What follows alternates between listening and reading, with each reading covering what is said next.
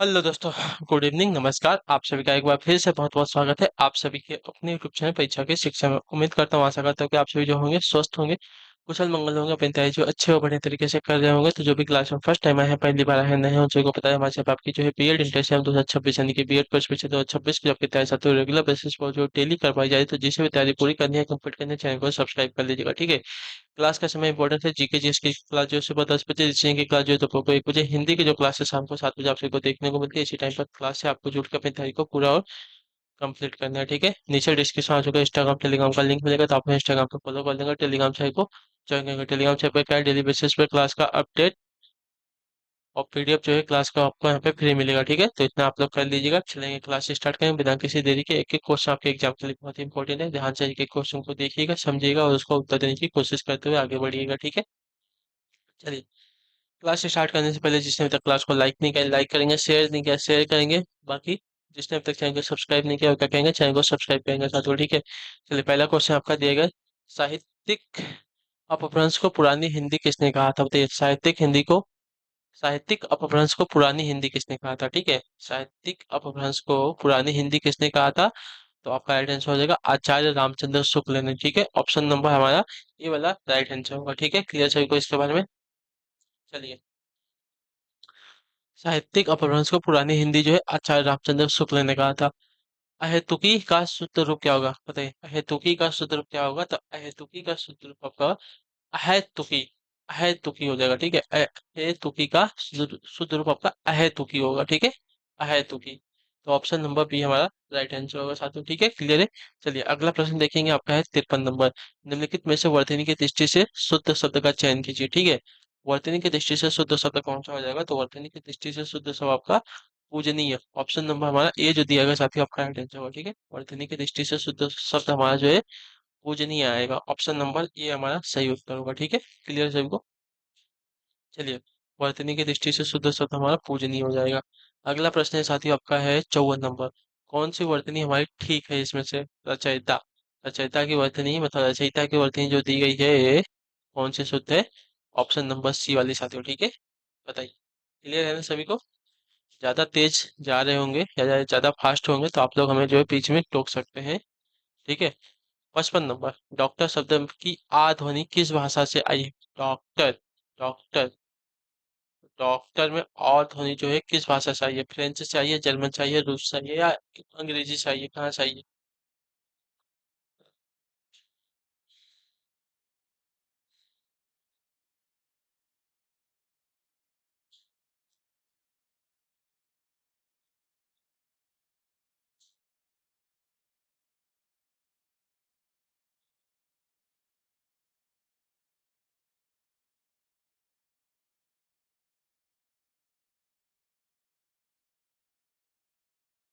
तो देखिए, डॉक्टर शब्द की आ ध्वनि जो है हमारी आई है कहाँ से? तो आपका राइट आंसर होगा साथियों अंग्रेजी से, ठीक है। ऑप्शन नंबर हमारा ये वाला जो दिया गया साथियों राइट आंसर होगा। जैसे कि इसके बारे में।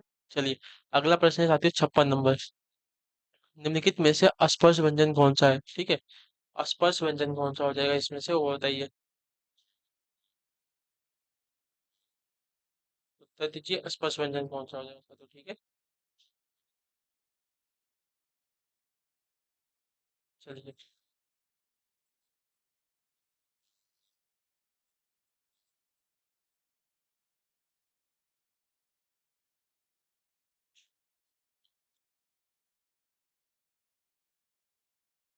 तो स्पर्श व्यंजन की अगर बात करेंगे तो यहाँ पे छ छ हमारा स्पर्श व्यंजन है, ठीक है। क्लियर सभी को? छ हमारा स्पर्श व्यंजन है, यह जो है च वर्ग में आता है, ठीक है। स्पर्श व्यंजन जो है क से लेकर म तक होते हैं। कहाँ से? क से म तक हमारे स्पर्श व्यंजन होते हैं। क्लियर सभी को? इनकी संख्या हमारी जो है 25 है टोटल। परिमाणवाचक क्रिया विशेषण है कौन सा? दिन भर, सर्वत्र, निसंदेह और अत्यंत। तो परिमाणवाचक क्रिया विशेषण, तो परिमाणवाचक क्रिया विशेषण आपका हो जाएगा यहाँ पे अत्यंत। ऑप्शन नंबर हमारा डी राइट होगा, ठीक है। अत्यंत शब्द हमारा परिमाणवाचक क्रिया विशेषण का उदाहरण है, ठीक। जो अविकारी शब्द किसी क्रिया के परिमाण अथवा निश्चित संख्या का बोध कराते हैं। उदाहरण के तौर पर बहुत, अधिक, केवल, कॉफी, थोड़ा थोड़ा आदि जो है परिमाणवाचक क्रिया विशेषण के अंतर्गत आते हैं। ठीक है, तो ऑप्शन नंबर हमारा डी सही उत्तर है। अगला प्रश्न है साथियों आपका है 58 नंबर, उत्तर दीजिएगा राइट आंसर का। वाह वाह फिर साइकिल चलाइए। वाक्य में वाह वाह शब्द क्या है? तो वाह वाह आपका शब्द हो जाएगा यहाँ पे विस्मयादि बोधक अव्यय। ऑप्शन नंबर ये राइट हो जाएगा। जो शब्द मन के भाव जैसे कि विस्मय, हर्ष, शोक, घृणा आदि को प्रकट करते हैं वे आपके विस्मयादि बोधक कहलाते हैं। ठीक, चलिए क्वेश्चन है आपका 59, 59 नंबर है। परिश्रमी शब्द में कौन से विशेषण का बोध होता है? बताइए, परिश्रमी शब्द में कौन से विशेषण का बोध होता है? तो परिश्रमी शब्द से आपका विशेषण का बोध हो जाएगा यहाँ पे गुणवाचक विशेषण का। ऑप्शन नंबर हमारा ए जो दिया गया है राइट आंसर हो जाएगा। ठीक है, क्लियर सभी को? तो गया भी शर्ट प्रेस कर देना तो। चलिए अगला है आपका 60 नंबर, वह गलत होने से रिक्त स्थान डरती है, वाक्य में उचित क्रिया विशेषण शब्द आएगा कौन सा? तो वह गलत होने से बहुत तेज, अचानक, धीरे धीरे।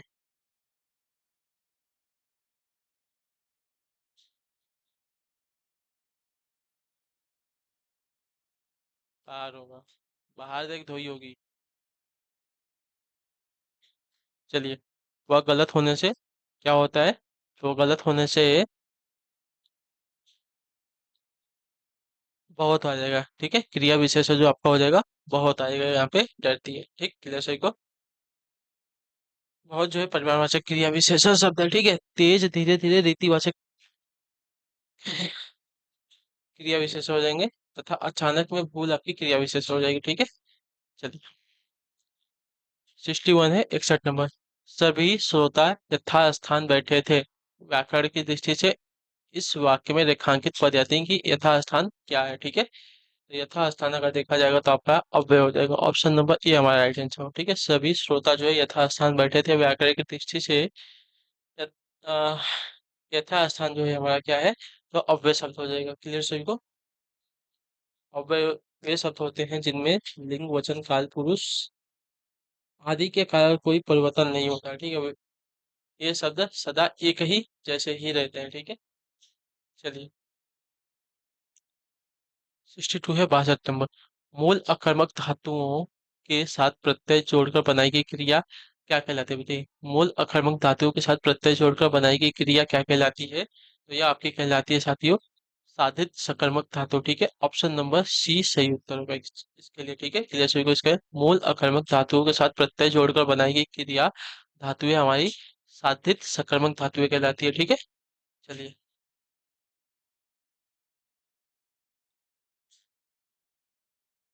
मानव शब्द के लिए उपयुक्त भाववाचक संज्ञा का चयन कीजिए। ठीक है, मानव शब्द के लिए उपयुक्त भाववाचक संज्ञा क्या हो जाएगा? तो मानवता हो जाएगा। ठीक है, ऑप्शन नंबर हमारा बी राइट होगा। क्लियर को? मनुष्य में स्वाभाविक रूप से मिलने वाले गुणों, विशेषताओं, भावनाओं आदि का सामूहिक रूप आपका सज्जनता होता है। चलिए 64 निम्न विकल्पों में सकर्मक क्रिया का चयन कीजिए। ठीक है, निम्न विकल्पों में से सकर्मक क्रिया का चयन करना है, तो सकर्मक क्रिया जो है आपका यहाँ पे हो जाएगा पिघलना। ऑप्शन नंबर हमारा सी जो दिया गया साथी आपका राइट आंसर होगा। ठीक है, सकर्मक क्रिया का चयन करना है तो पिघलना जो है हमारा सकर्मक क्रिया यहाँ पे हो जाएगा। अगला प्रश्न देखेंगे आपका है 65, 65 नंबर। राम की गाय चरती है, राम की गाय चरती है वाक्य में कौन सा कारक है? ठीक है, तो राम की गाय चरती है वाक्य में आपका कारक देखा जाएगा, आपका संबंध कारक हो जाएगा। ठीक है, किसकी गाय है? तो राम की गाय। संज्ञा के जिस रूप से दो संज्ञाओं अथवा सर्वनामों में परस्पर संबंध का पता चलता है वे आपके संबंध कारक होते हैं। ठीक है, अगला प्रश्न है आपका 66, 66 नंबर है। ये शब्द का प्रयोग किस लिंग में होता है? स्त्रीलिंग, नपुंसकलिंग, पुल्लिंग या इनमें से कोई नहीं?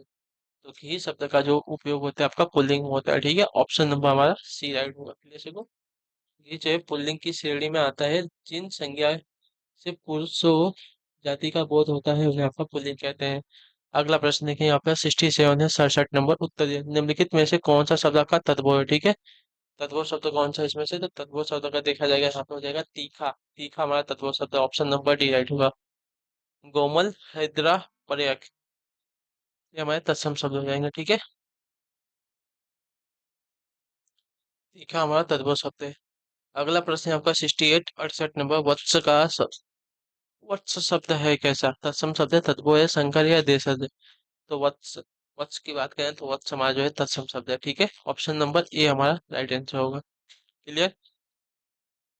अगला प्रश्न 69 है 69 नंबर। नीचे दिए गए अनेकाधिक शब्दों में से एक अर्थ के साथ लिखा है, दूसरा अर्थ बताइए। सार का एक अर्थ लिखा है लाभ, और दूसरा अर्थ हो जाएगा साथियों क्या?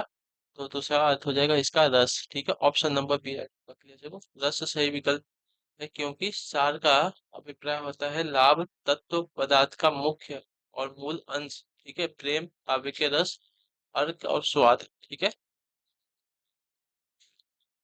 70 नंबर है। सुशिक्षित में उपसर्ग क्या है बताइए? सुशिक्षित में उपसर्ग क्या होगा? तो सुशिक्षित में उपसर्ग अगर देखा जाएगा तो आपका सु उपसर्ग लगेगा। ठीक है, उपसर्ग जो है शब्दांश के प्रारंभ में लगकर शब्द का अर्थ बदलते हैं। ठीक है, तो सु हमारा जो है उपसर्ग हो जाएगा, और शिक्षित हमारा मूल शब्द हो जाएगा।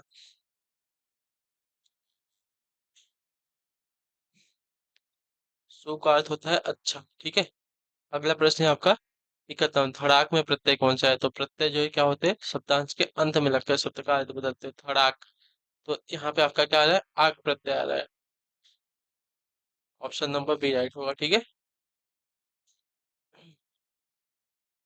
चलिए, अगला प्रश्न है आपका है 72 नंबर। जगत धननाथ, जगन्नाथ कौन सी संधि का उदाहरण है?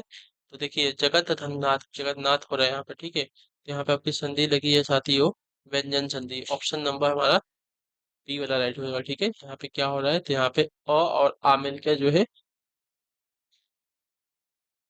संधि कर रहे हैं। ठीक है, तो आपका व्यंजन संधि हो जाएगा।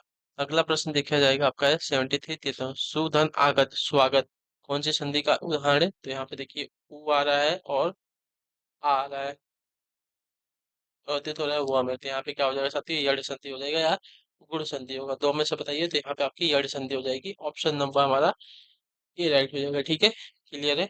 चलिए, अगले क्वेश्चन को देखेंगे 74। प्रतिधन एक इक्वल टू प्रत्येक कौन सी संधि का उदाहरण है? प्रतिधन एक बराबर प्रत्येक कौन सी संधि का उदाहरण है? तो इस संधि का उदाहरण आपका हो जाएगा यड़ संधि का। ठीक है, ऑप्शन नंबर हमारा डी राइट होगा। ठीक है, क्लियर सभी को। प्रतिधन एक में आपका प्रत्येक, ये आपका यड़ संधि का उदाहरण है। इसमें भी आपका क्या हो रहा है? ये धन ए मिलकर या में परिवर्तित हो रहे हैं, तो यह संधि हो जाएगी। क्लियर सभी को। आखिरी क्वेश्चन है विद्या धन अभ्यास, विद्याभ्यास या कौन सी संधि है? तो यहाँ पे आ और अ मिलकर किसमें परिवर्तित हो रहे हैं? आ में परिवर्तित है, आपका दीर्घ संधि का उदाहरण हो जाएगा। ठीक है। चलिए, तो इसी के साथ आपकी जो क्लास है आज की यहीं पे कंप्लीट होती है। उम्मीद करता हूँ आप सबको क्लास जो अच्छी लगी, पसंद है तो अपना जो फीडबैक है क्लास का नीचे कमेंट दीजिए। क्लास अच्छी है, क्लास को लाइक करेंगे, चैनल को सब्सक्राइब करें। हम आपसे मिलते हैं आपकी अगली क्लास में। तब तक के लिए टाटा बाय बाय, जय हिंद। तो बात आपसे क्लास से जुड़ने के लिए बहुत बहुत ही धन्यवाद।